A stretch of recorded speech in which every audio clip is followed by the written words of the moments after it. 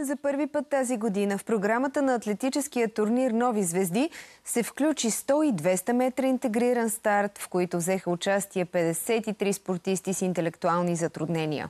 За подкрепата към хората с увреждания и тяхната пълноценна интеграция, както и важността им да спортуват, вижте в следващото видео. Турнир "Нови звезди" е международен лекоатлетически турнир, който има за цел да открива нови таланти в атлетиката, да им предоставя един допълнителен форум за изява и специфичното е, че много от шампионите всъщност са направили своя дебют на този турнир "Нови звезди". За първа година включват и деца с интелектуални затруднения в този турнир, така ли е? Историята е доста по-дълга.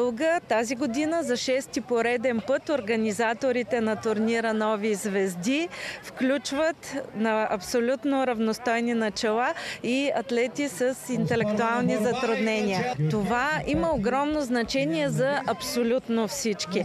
На първо място за специалните атлети това е от огромно значение, защото те придобиват усещането, че са приети, чувстват се равнопоставени с всички останали участници и имат арена, където могат да изявят своите способности, тъй като обществото ни като цяло има много ниски очаквания към тези хора, а те са способни и изпитват радостта от практикуването на спорта. Събития като това предоставят именно форум за да покажат своите възможности след дълги, трудни тренировки и, разбира се, да получат овациите на публиката. А за останалите, за техните родители, за спортните специалисти, те също виждат, че съществува една по-невидима група, научават се да ги приемат и година след година